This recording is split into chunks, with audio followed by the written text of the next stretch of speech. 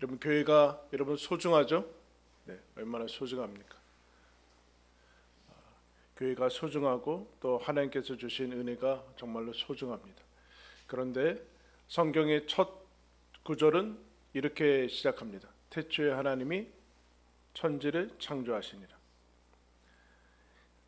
교회가 소중하고 교회가 여러분 우리를 통해서 주시는 것들이 많이 있지만 교회는 태초에 있지 않았습니다. 하나님이 원래 영원 전부터 계셨고 하나님께서 그 이후에 모든 것들을 창조하셔서 그 이후에 생겨난 것입니다. 교회는 자존하지 않고 자생하지 않습니다.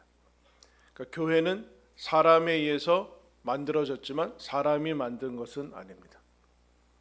모든 것이 우리 모든 인간의 이 땅에 부모님을 통해서 태어나지만 부모님이 사람을 만들지는 않죠. 마찬가지로 하나님께서 지금도 그리고 우리 교회도 세우시고 또 이끄시지만 우리가 만든 것은 아닙니다. 이 첫 출발에 대해서 우리가 분명히 기억을 할 때 하나님께서 우리를 이곳으로 부르시고 이 교회를 세우셨구나 라는 고백이 확실할 때만이 이 교회는 하나님의 교회가 될 수 있습니다. 하나님이 세우신 때와 뜻에 따라서 벌써 이제 6년이 넘는 그런 시절을 보내게 됐는데, 즉 하나님께서 우리를 창조하시고 하나님께서 모든 것을 만물을 만드시고 우리를 공급하시는 창조자고 공급자라는 사실을 우리는 기억할 때 인간의 가장 중요한 하나의 능력이라고 할까요? 그것은 응답하며 받는 것에 있습니다. 하나님이 부르시고 우리를 이제 인도하시는 거기에 응답하는 것이 곧 신앙이고, 또 하나님이 주시는 것을 잘 받아서 누리고 열매 맺는 것이 인간이 가장 가져야 되는 능력이다라고 얘기할 수 있습니다. 그러나 그것이 잘 되지 않습니다. 여러분, 새롭게 살고 싶으십니까?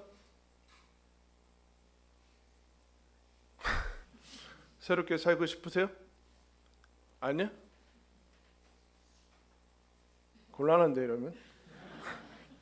새롭게 살고 싶으시죠? 그러면 어떻게 되는가? 한번 따라하십니다. 회개하라. 회개라는 단어를 우리가 받아들이면 좀 불쾌하고 좀 공포스럽고 자기가 마치 내가 어떤 범죄자가 된 것 같은 그런 느낌으로 다가오지만, 회개는 삶을 고치라라는 뜻이죠.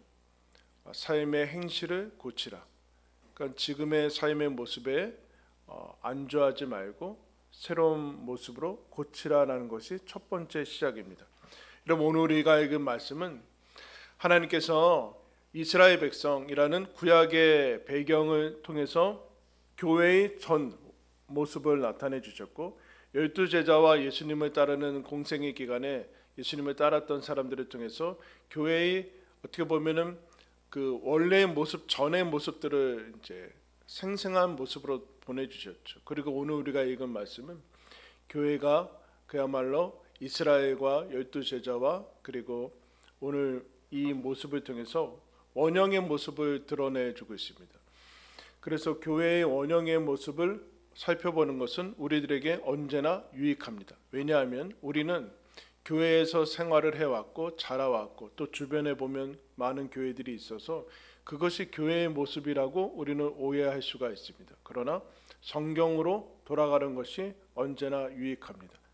교회의 모습은 무엇이고 교회는 무엇인가 라고 얘기할 때 주님께서 성령이 임재하시고 강림하신 다음에 37절에 이렇게 얘기합니다. 그들이 이 말을 듣고 마음에 찔려 베드로와 다른 사도들에게 물어 이르되, 형제들아 우리가 어찌할꼬 하거늘 베드로가 이르되, 너희가 회개하여 각각 예수 그리스도의 이름으로 세례를 받고 죄사함을 받으라.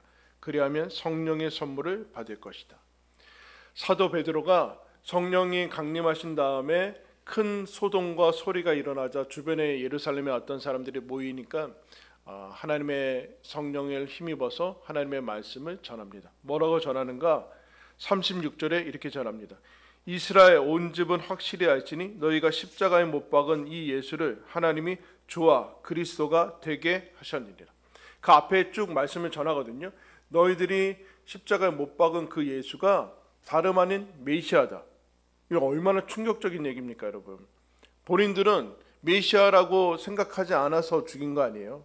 자칭 하나님의 아들이다라고 하니까 죽였는데 그분이 메시아다. 주님 하나님께서 그를 살리시고 부활시키시고 그래서 주와 메시아와 그리스도가 되게 하셨다라는 이 복음을 선포합니다. 복음의 가장 핵심적인 부분이죠.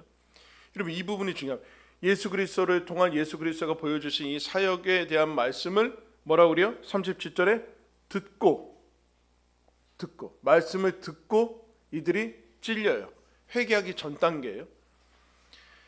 여러분, 새로워지기 위해서는 회개하고 삶을 고치고 돌이켜야 되고 자신의 삶의 방향과 그 지점이 위험하고 올바르지 않다라는 것을 깨달아야 되는데, 그러기 위해서는 어떻게 되는가? 마음이 찔려야 되는데, 마음이 찔리기 위해서는 어떻게 되는가? 그동안 들었던 것으로는 안 되고 하나님의 말씀을 들어야 된다라고 얘기하고 있습니다. 새롭게 되기 위해서는 회개하고 삶을 고치고 방향을 고쳐야 되는데, 그러기 위해서는 말씀이 녹화하는 소리를 듣고 찔려서 방향을 바꿔야 된다. 삶이 변화되는 시점은 무엇인가? 교회가 시작되기 직전의 모습들은 예수 그리스도의 복음과 예수 그리스도의 말씀을 듣고 아직 받아들이지 않았어요. 찔려서 삶의 방향을 고치려고 회개함으로 나아갈 때, 그때 교회가 시작이 된다라고 얘기하고 있습니다. 히브리서 4장 12절에 하나님의 말씀은 살아있고 활력이 있어 좌우의 날선 어떤 검보다도 예리하여 혼과 영과 관절과 골수를 찔러 쪼개기까지 하며 마음의 생각과 뜻을 판단한다라고 얘기하고 있습니다. 그러므로 여러분, 우리의 삶이 새로워지는 그 변화의 초점은 무엇인가? 하나님의 말씀을 받는 거예요. 그 메시지를 받아들이는 거죠. 그래서 신앙에 여기 보면 교회가 시작이 되는 그 부분에 사도행전은 단순하게 아주 심플하게 이렇게 얘기했습니다. 회개하고 세례를 받고 죄사함을 받고 성령을 받으라. 이것을 반복해주고 있어요. 한번 따라할까요? 회개하고 세례를 받고 죄사함을 받고 성령을 받으라. 그렇게 얘기를 하고, 회개하고 있다. 너희들 방향을 고치라. 이거는 우리들이 해야 될 일이죠. 그러나 하나님이 말씀을 주신 거기서부터 시작이 돼서 우리가 찔려서 마음문을 열어야 되는. 그러면 거기에 회개해서 우리의 마음문을 열고 하나님께 말씀을 받아들이는 그 결과의 선물들이 무엇인가? 40절에 이렇게 얘기합니다. 또 여러 말로 확증하여 권하여 이르되 너희가 이 패역한 세대에서 구원을 받으라 하니, 그 말을 받은 사람들은 세례를 받으며 이 날에 신도의 수가 3,000이나 더하더라. 여러분, 어떤 사람들이 세례를 받습니까? 41절에 그 말을 받은 사람들이. 베드로가 다시 계속해서 얘기를 해주니까 그 말을 어떤 사람이 받은 사람들, 그 말씀을 받아들인 사람, 그 메시지를 속으로 받아들인 사람들이 세례를 받습니다. 여러분, 세례가 뭡니까? 세례란 예수 그리스도와 함께 묶이는 거예요. 예수 그리스도와 십자가에서 내 옛 몸이 죽고 옛 운명이 죽고 부활하신 예수 그리스도와 함께 묶여서 부활하는 그 영광을 누리고, 예수님과 함께 묶이고, 그래서 더 이제 직역하면 예수님과 함께 휘 감아져는 그 운명으로 들어가는 것이 세례다. 그 세례를 통해서 예수님이 주시는 가장 첫 번째 우리들에게 주시는 선물은 무엇인가? 한번 따라하겠습니다. 하나님 아버지를 아버지라 불러도 된다. 세례를 받으면서 우리가 누리는 가장 큰 영광은, 나도 이제 하나님의 아들이요 딸이구나. 하나님을 예수님처럼 아버지라 부를 수 있는 영광이 주어졌구나. 그게 여러분 세례를 통해서 거듭나는 역사죠. 그때 예수 그리스도와 연합되고 하나님의 자녀가 되는 순간에 하나님이 어떤 것을 주시는가? 죄사함의 은총을 주세요. 죄사함의 은총. 기존의 죄와 사망과 수치와 저주와 내가 이전에 저질렀던 그리고 앞으로 저질렀던 그런 자범죄뿐만 아니라 우리가 하나님을 원래 모르고 태어나는 그 모든 본질적인 죄까지도 다 깨끗하게 하시는 의로움과 거룩함을 허락해 주시는 것을 보게 됩니다. 아멘. 그럼 이것을 믿으십시오. 여러분들이 부족하고 앞으로도 이전의 모습들을 볼 때 부족하고 연약하고 그런 모습들, 수치스러운 모습이 있어도 예수 그리스도가 이미 시간과 상관없이 시간을 초월해서 그 모든 것을 용서하셨음을, 깨끗게 하셨음을 믿습니다. 그러나 여러분, 여기서 끝나면은 기독교는 아니에요. 죄사함이 너무나 중요하고 늘 강조되어야 되는 것이지만, 그러나 여기서 끝나면 기독교는 아니에요. 그 다음에 뭐라고 그래요? 성령의 선물을 받아요. 성령의 선물을 받기 위해서 죄사함이 주어지는 것은 기존에 있는 상태에서 더러워 있는 상태에서, 깨끗해지지 않은 상태에서 성령이 덧붙여져서 돼서는 안 된다라는 그 얘기를 하고 있어요. 깨끗해진 상태에서 하나님의 영이 내주하는 것을 봅니다. 그래서 38절에 베드로가 이렇게 얘기하죠. 각각 예수 그리스도의 이름으로 세례를 받고 죄사함을 받으라. 그러하면 성령의 선물을 받을 것이다. 이게 말씀이 주는 선물이에요. 말씀이 주면 회개하고, 회개하면 그 다음에 우리가 하기 싫어하는 일을 하고 그런 것이 아니라, 회개하고 말씀을 듣고 받아들이니까 세례를 받고 하나님의 자녀가 되고, 죄사함을 받고 성령의 선물을 받고, 예수 그리스도가 약속한 모든 영광을 하나님께서 주신 기업으로 받게 된다라고 얘기를 해주고 있습니다. 이것이 말씀을 받고 메시지를 받는 사람들의 하나님께서 주시는 영광이에요.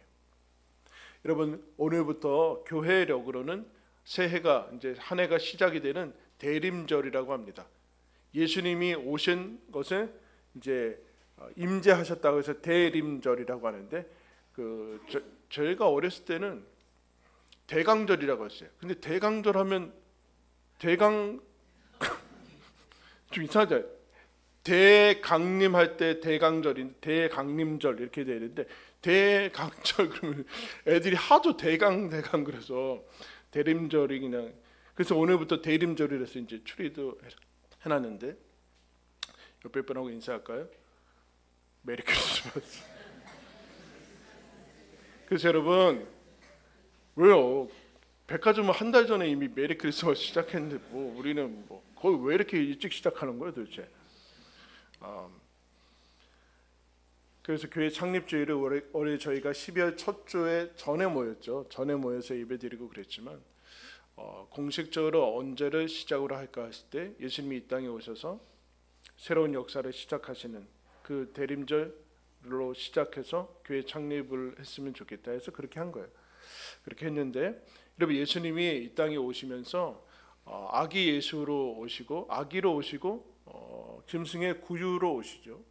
근데 전통적으로 몇천 년 동안에 예수님이 이 땅에 오신 그 모습을 어떻게 오셨는가? 예수님은 왕이신 예수님, 제사장이신 예수님, 선지자이신 예수님으로 오셨다.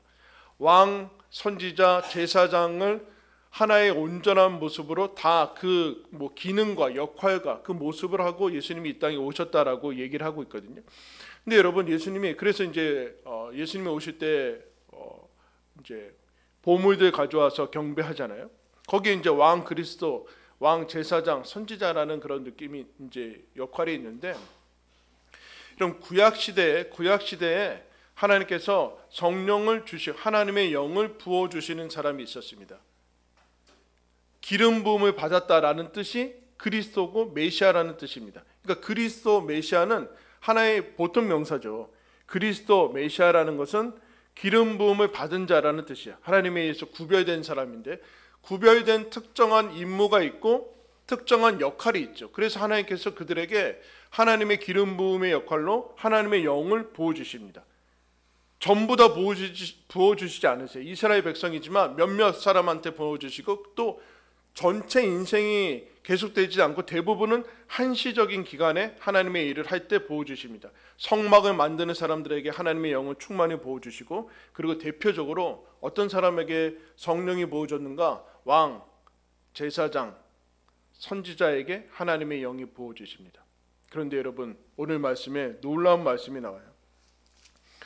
베드로가 하나님의 말씀을 선포하자 어떻게 하면 되겠습니까? 라는 이 얘기를 하는 게 39절에 성령의 선물을 받을 것이다. 회개해라.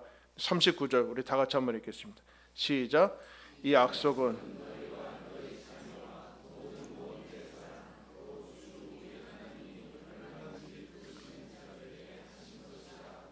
여러분 성령을 누구한테 부어주신대요? 왕, 제사장, 선지자 몇몇 사람들이 아니라 우리와 우리 자녀와 먼데 있는 하나님이 부르신 모든 사람에게 예수 그리스도를 믿고 회개하는 모든 사람에게 뭘 보내주신대요? 성령을 보내주신대요. 이게 얼마나 놀라운 얘기예요. 여러분 성령이 와서 왕과 제사장과 선지자의 역할을 할 수 있었는데 왕은 뭡니까? 통치를 해야 되죠. 하나님의 말씀을 실현해야 되는 사람인데 이 사람한테 필요한 게 뭐예요? 우리 자녀들한테 뿐만 아니라 이 땅을 살아나가는데 가장 큰 필요가 무엇입니까? 지혜라고 얘기하죠. 지혜. 여러분 지혜가 필요합니까? 필요하지 않습니까? 우리 자녀들한테만 필요합니까? 여러분들한테는 필요하지 않습니까? 지혜가 필요하죠. 왕같이 다스림과 통치와 하나님의 말씀을 실현하면서 살기 위해서는 지혜가 필요한데 그 지혜를 뭐라고 하는가? 여러분 이 땅에서 가장 지혜로운 사람은 성경에서는 누구입니까? 솔로몬이라고 얘기합니다. 그렇죠? 솔로몬은 아는 거죠. 솔로몬이에요. 솔로몬이 너 앞으로도 너 이후에도 너와 같은 지혜로운 사람이 되지 않을 것이다. 근데 하나님이 그 솔로몬한테 어떻게 지혜가 주어집니까? 솔로몬이 하나님께 2천 번제를 드리고 성전을 봉헌한 다음에 너 나한테 구하는 것이 무엇이냐 라고 할 때 솔로몬이 여러분 하나님께서 여러분에게 나타나서 너 간절히 원하는 게 뭐냐? 그러면은 뭐 구할 거예요? 네? 솔로몬이 하나님 이 많은 백성을 어떻게 제가 통치할 수 있겠습니까? 그래서 이렇게 얘기합니다. 듣는 마음을 종에게 주사 죄의 백성을 재판하여 선악을 분별하게 하소서. 듣는 마음을 제가 잘 알아듣게 해주십시오. 저들의 말을 듣고서 어떻게 분별해서 결정해야 되는지 듣는 마음. 그래서 뭐라고요? 그것을 지혜라고 얘기합니다. 지혜가 뭘까요? 들리지 않는 것. 지혜는 듣고서 그것이 무엇인지 분별할 수 있는 것이 지혜예요. 그러니까 들리지 않으면 지혜는 없어요. 말하는 것이 지혜가 아니라 들어야 된다라는 들어야 된다. 여러분 지혜 있기를 원하십니까? 우리 특별히 자녀들, 자라나는 자녀들 정말 지혜 있기를 원해요? 예준아, 지혜 있기 원해? 잘 들어야 돼. 들어야 돼. 듣는 것에서 판단이 난다는 거예요. 뭘 들어야 돼요? 하나님의 말씀을 들어야 돼요. 하나님이 지혜 주시는 거예요. 세상은 지혜 주지 않아요. 정보와 여러 가지 것들은 줄 수 있죠. 그러나 마침내는 쉽지 않은 결과가 나와요.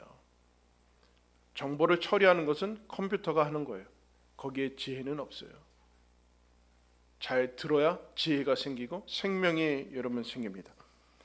여러분 제사장은 무엇이 있습니까? 율법이 있습니다. 기준이 있고 길이 있습니다. 길. 여러분 기준이 뭐고 길이 뭐고 길과 진리와 이 길을 제시하면서 가야 되는데 길이 없고 그 기준이 없으니까 쉽지 않죠. 여러분 기준이 있어야 되고 길이 있어야 되는데 이것이 얼마나 중요한가? 제사장이 하는 역할이 뭡니까? 사람들이 죄짓고 하나님 앞에 떠날 때 그것을 다시 치유하고 회복하고 하나님과 백성들 사이를 연결하는 일을 하는 거거든요. 치유하고 위로하고 하는 거예요. 그 위로하고 치유가 있으려면 어떻게 되는가? 길과 기준이 있어야 돼요. 기준이 있어야지 다시 올 거 아니에요. 세상과 아무 상관없이 세상을 초월해서 버티고 있는 기준과 길을 알고 있어야지 내가 어디 갔다 타락하고 어디 방황하다가도 길을 찾고 와야 될 거 아니에요. 그 제사장의 역할을 할 수 있으려면 어떻게 되는가? 어떻게 돼요? 들어야 돼요. 들어야 돼요. 들으면 길이요 빛이 생깁니다. 선지자는 뭡니까? 여러분 선지자가 뭐예요? 황폐하고 이스라엘 백성은 다 타락했는데 선지자만 딴소리를 하는 거예요. 하나님의 영이 임해서 뭐라고 얘기합니까? 원래로 돌아가라. 그리고 지금이 황폐하지만 하나님께서 일하시고 마침내는 회복될 것이다 라는 그야말로 우리가 얘기하는 비전을 보는 사람들이 선지자죠. 여러분 어떻게 하면 비전을 볼 수 있습니까? 꿈을 여러분 어떻게 하면 비전을 볼 수 있어요? 아 저렇게 살면 저기 가면 뭐 돈을 많이 벌고 그건 비전은 아니죠. 그건 비전은 아니잖아요. 과정은 될 수 있지만 비전은 아니죠. 어떻게 하면 비전을 볼 수 있습니까? 사도행전 2장 17절에 이렇게 얘기합니다. 내가 내 영을 모든 육체에 부어주리니 너희의 자녀들은 예언할 것이요 너희의 젊은이들은 환상을 보고 너희의 늙은이들은 꿈을 꾸리라. 나이와 상관없이 하나님의 영이 임해야 하나님의 말씀이 들려야 듣고 들어야지만 하나님 나라를 보고 가야 될 길을 알게 되고 이 세상의 상태를 알게 되고 그래야 비전을 보게 되는 것이지 이 땅의 사람들이 수많은 사람들이 부와 권력을 가진 사람들이 비전을 가진 사람들은 아니에요. 그럼 어떻게 되는가? 말씀을 들어야 된다라고 얘기해요. 지혜를 얻고 싶으냐? 지혜를 얻고 싶으냐? 그러면 메시지를 받으라. 비전을 얻고 싶으냐? 메시지를 받으라. 길을 알고 싶은가? 메시지를 받으라. 여러분 그게 교회예요. 교회는 왕과 제사장과 선지자의 역할을 하게 되죠. 여러분 오늘 우리가 읽은 말씀에 그 뒤에 3장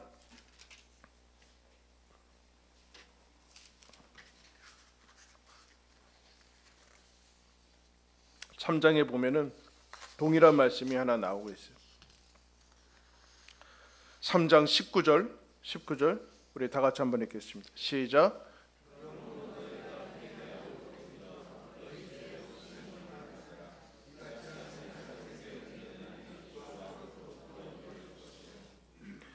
새롭게 되는 날이 오게 될 것이다. 이렇게 표현하고 있어요. 너희가 회개하고 말씀을 듣고 제사함을 받고 그러면 새롭게 되는 날이 일어나게 될 것이다. 여러분 다시 한번 묻겠습니다. 새롭게 살기를 원하십니까? 그러면 어떻게 해야 돼요? 42절 다 같이 읽겠습니다. 그들이 사도의 2장 42절 그들이 사도의 가르침을 받아 서로 교제하고 떡을 떼며 오로지 기도하기를 힘쓰니 42절 후반절부터 47절까지 교회의 원형의 모습이 나와 있어요. 사람들이 여러분 어떻게 방향을 바꾸고 내 삶의 변화가 시작이 됩니까? 말씀을 듣고 그리고 여러분 회개하고 죄사함 받고 성령을 받기 위해서 어떻게 합니까? 그 말을 듣고 그 말을 받고 그 다음에 하나님 나라의 삶이 나와 있어요. 하나님 나라 이 땅이 전부가 아니다. 기사와 표적을 통해서 하나님 나라가 다가오고 있고 너희들을 위해서 주어져 있다. 이 땅이 전부가 아니다. 더 큰 실제가 있다. 더 큰 실제. 이 땅 100년이 밖에 되지 않은 우리 인생 그것으로 우리 운명이 결정되지 않다. 더 큰 것이 있다. 기사와 표적을 통해서 우리의 잠을 계속해서 깨워주세요. 여러분 교회가 있다는 것 자체가 하나님의 메시지예요. 이 땅이 전부가 아니다. 하나님의 나라를 준비해라. 그러면서 이 사람들은 자기 것을 나누고 여러분 드디어 인간이 원래 창조된 목적으로 살아가고 있어요. 사랑하며 교제하며 고립되지 않고 나 혼자 살 수 없다라는 것을 인정하고 하나님 묶어주신 사람들을 사랑하며 교제하며 기쁨과 소망을 가집니다. 소망을 가져 서로 자기의 것을 나누며 하나님을 찬양하며 예배드리며 우리의 이 모습이 전부가 아니라 하나님의 나라로 우리가 가고 있다. 우리에게 다가오고 있다. 우리에게 소망이 있다. 그 사람들을 보면서 세상 사람들이 나도 저 소망을 가지고 싶다. 나도 저기에 함께하고 싶다라는 믿을 수 있는 사람들, 위로의 사람들이 등장하게 됩니다. 그것이 어떻게 되는가? 어떻게 돼요? 하나님 나라의 삶이 구현이 되고 실제로 축소와 요약판이 되어지는 것은 무엇인가? 사도의 가르침을 받아. 교회의 출발과 시작 그리고 열매 맺는 거 다 말씀을 받아. 이게 여러분 핵심입니다. 여러분 그래서 우리 교회 이름이 메시지 교회입니다. 메시지는 하나님의 말씀은 교회의 하나의 요식행위나 하나에 되는 것이 아니라 사도의 가르침을 받아. 이게 교회가 되느냐 안 되느냐의 문제입니다. 죄사함을 받을 것인가 안 그럴 것인가. 예수 그리스도의 복음을 받아들이는가 그렇지 않은가에 사람의 운명이 달려있듯이 역시 교회의 교회됨과 교회가 교회되지 않고 그냥 침묵해나 하나의 그냥 사회적인 모임이 되는 것은 사도의 가르침을 받아. 여기에 여러분 여기에 있습니다. 교회는 스스로 생긴 것이 아니고 사람이 계획해서 생긴 것이 아니라 하나님의 말씀의 피조물입니다. 교회는 말씀이 선포되어서 생겨난 피조물입니다. 그래서 교회의 교회되게 하는 가장 중요한 표징은 무엇인가? 말씀과 성례전입니다. 두 가지 말고는 없습니다. 하나님의 말씀이 바로 선포되는 곳, 그리고 하나님의 성찬과 세례가 바르게 시행되는 곳이 유일한 교회입니다. 사도의 가르침을 받아. 그렇게 여러분 베드로 사도가 무엇이라고 얘기하는가? 여러분 잘 아는 말씀이죠. 너희는 택하신 족속이요 왕같은 제사장들이요 거룩한 나라요 그의 소유가 된 백성이니, 우리한테 뭐라고 그래요? 너희들 왕같은 제사장이고 하나님의 백성이고 너희가 하나님의 나라고, 이렇게 얘기하고 있어요. 우리가 성령이 부어진 우리가 너희들이 하나님의 자녀다. 그러므로 너희가 전에는 백성이 아니더니 이제는 하나님의 백성이요 전에는 긍휼을 얻지 못하였더니 이제는 긍휼을 얻은 자니라. 하나님의 사랑을 이제 받는 자들, 하나님의 백성이고 하나님의 사랑을 받는 자다라고 얘기하고 있습니다. 여러분, 교회는 이 땅에 하나님께서 심어 놓으신, 예수 그리스도가 목숨을 주시고 우리에게 세우신 하나님의 메시지가 교회입니다. 여러분, 교회는 주님의 메시지고 주님의 메시지는 교회입니다. 말씀을 받고 회개하고 그들의 삶을 고치는 사람들이 여러분 교회입니다. 말씀을 받고 죄사함을 받고 성령의 선물을 받아서 하나님의 자녀가 되어서 하나님의 이름을 아버지라 부르는 사람들이 교회입니다.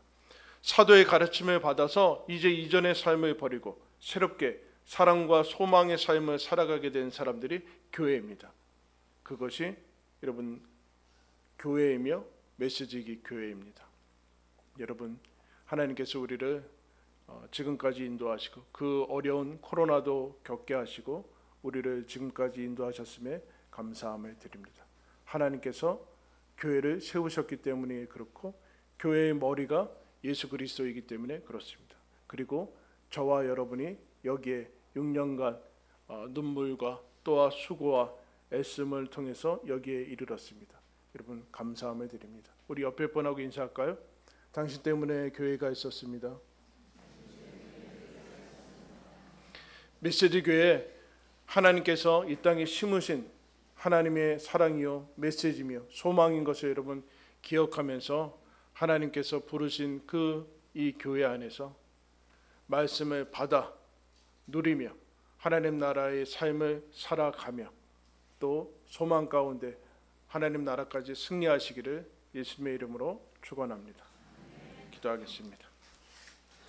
하나님 아버지, 우리가 왕같은 제사장이요 거룩한 나라요 하나님의 소유된 백성이요 죄사함 받아 성령의 선물을 받은 왕이요 제사장이요 선지자요 하나님의 지혜를 가진 사람인 것을 기억합니다. 주여, 우리에게 듣는 마음을 허락해 주시고 들을 귀를 주셨으니 주의 말씀을 잘 받아 하나님 나라의 삶을 살아가게 해 주시옵소서. 하나님의 말씀을 받아 사도의 가르침을 받아 그리스도인의 삶을 살아나가게 하여 주시고 우리를 교회, 특별히 메시지 교회로 부르셨으니 그 안에서 우리를 묶으신 예수 그리스도의 은혜와 은총을, 그 부르심을 하나님 믿으며 감사하며 이 안에서 하나님 자녀된 삶을 살아가며 또 서로 위로하며 교제하며 서로 기도하며 하나님이 함께 하시는 것을 경험할 수 있도록 주님 역사하여 주시옵소서. 주님 나아갈 때까지 하나님 이 교회를 사랑하며 섬기며 이곳에 함께하는 그 모든 그 시간들과 그 일들을 함께 감당하며 주님을 충성되이 섬기는 저희들이 되게 하여 주시옵소서. 예수 그리스도의 이름으로 기도드리옵나이다.